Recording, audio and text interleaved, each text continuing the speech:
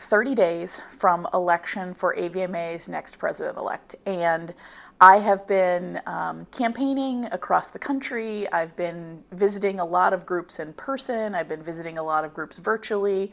I am actually in Arizona today, visiting with the Arizona VMA and attending their conference today. And with 30 days left to go, I just wanted to reflect on some of the themes that have come up and have continued to kind of come up over time among the groups and among the delegates that I've talked to. So, workforce is still a really big conversation, and particularly now, conversations around our federal workforce and what's happening with our federal veterinarians is still top of mind for everyone. And there are political sides to that with what's happening in the US that we as AVMA can't specifically impact. But what AVMA can do is continue to talk in a nonpartisan way about the importance of having veterinarians at the forefront of public health and agriculture and the One Health initiatives. You know, if we think about screwworm, this is something that we need to make sure that we are sharing with our local and beyond that politicians and colleagues how important it is to have veterinarians at the table of those conversations. In addition to conversations around workforce, the mid-level position continues to be a discussion. And Colorado is in the middle of their rulemaking process. You know, they passed their ballot initiative last year. And I think there's still a lot to be learned here, but what I keep hearing is our veterinary technicians really matter and we need to be utilizing them more. And how do we build up and share the knowledge that our veterinary technicians and technologists have? And so related to workforce, I think that the big things that I'm hearing are federal employees, student loan concerns, getting our veterinary technicians and technologists involved. And then, of course, what does this look like for the future of veterinarians? We have a lot of proposed and coming online veterinary schools. And so what will this do to the number of veterinarians that we're creating? Are we going to flood the market? Are we going to create more small animal practitioners who are only going to be working in suburban environments and maybe not servicing those rural communities in the US that really need a lot of support right now? And so these are topics that are on people's mind. And, you know, on top of that, then we have all of the various conversations and policies that AVMA needs to keep working on.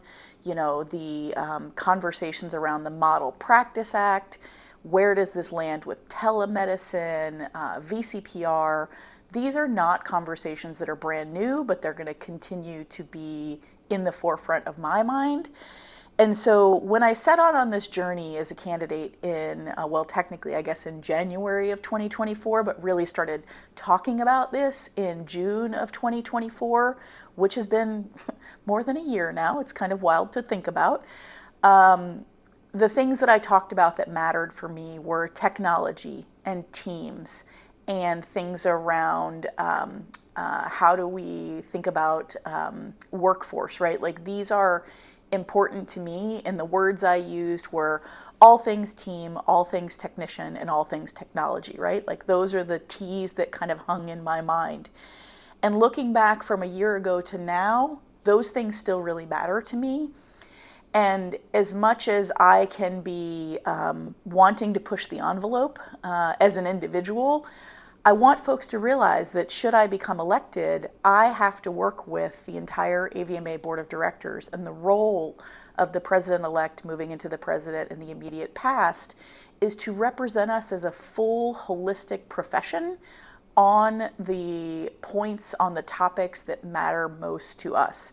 And there are dozens and dozens of topics that we could talk on, but for me, when I think about the things I set out to talk about and the things that matter to me, technicians, you are still front of mind to me. I think you matter. I think you need to be seen as professionals. I think we need to continue to build you up. And so veterinarians out there, please talk to your technicians, find ways for them to continue to grow as individuals and as professionals. When it comes to teamwork and it comes to technology, these are things that are near and dear to me, partly because of my work with Otto, but more so because I think we need to communicate with one another. And so utilizing technology, not just for the sake of having the shiny object that's the next thing, but for the sake of having the technology that's going to help us do our jobs better. More and more people are using scribing technologies. And are they perfect? No. But do they take the burden off of the administrative work that veterinarians and veterinary technicians in practice and in other areas do? Yes. And so I think that has probably come and will continue to stay. And when I think about future technologies, boy, that could go down another path. But when I want to really be collaborative and I want to communicate, and that has been important to me, then I think about technology as a way that we can do that. So gone are the days, or maybe soon to be coming gone are the days, of having to do handwritten charts and having to decipher another doctor's handwriting. And so now, if you're not great at typing, you can just talk. And if you're not great at talking, you can just type. And if you're not great at either one of those, you can have a technology that will listen to you, talk to your clients. And we learn to describe our exams better. And so ultimately, that all gets translated and gets back in our medical record, which, by the way, is important when it comes to our liability. This goes back to the technician conversation. We get worried about passing things off to our technicians because who holds the liability? Well, we need to be thinking about how do we collectively work as a team? Is there an opportunity, and I've talked about this a little bit, for the AVMA House of Delegates to consider having technicians, having technologists as part of a membership of AVMA? This takes a lot of collaborative discussion with NAVTA and other groups, but is there a place where we could envision a world that AVMA involves more than only veterinarians? I think it's possible, and I think it would be interesting to pursue the discussion. Many of our state organizations now include technicians, technologists, even assistants and practice managers for some of them as well, as like a tiered membership or a different level of membership.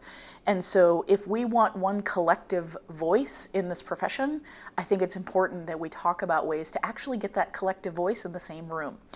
And so perhaps that's something to think about. So I've said a lot of things that matter to me, and I'm circling back to what did I set out to talk about a year ago?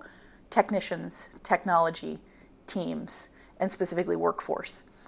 And what am I talking about a year later? Those same things.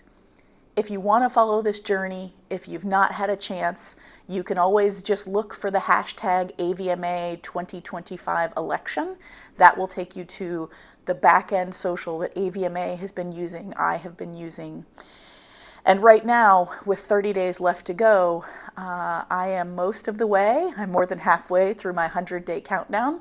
So I've been doing 100 AVMA days. So if you hashtag 100 AVMA DAYS on Google or on any of your social channels, you will find the posts that I've been doing for these last 70 days and for the next 30 days as we lead up to elections. So I'm really proud of this profession. I am proud and honored to be part of it. I'm really looking forward to a future where we're all going to continue to work together. I want to take this opportunity to be the voice and to put myself out there and use my energy and my skills to show AVMA to the world.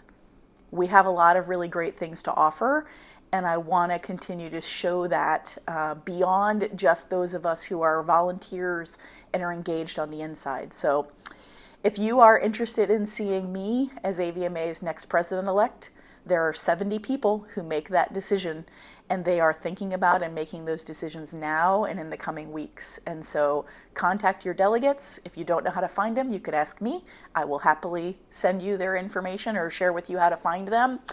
And I, at the end of the day, am going to be thankful for this journey, thankful for you who have been along with me, and looking forward to the next 30 days and beyond, when I hope on July 18th to come back to you and say, guess what? You helped me, Jen Quammen, become AVMA's next president-elect for 2025 to 26. So thank you so much, and I appreciate if you've listened to this. This has been a little bit of a long one, but hopefully I had some stream of consciousness that wasn't too chaotic. So thanks, and hope to see many of you along the way. Share, like, do all the things.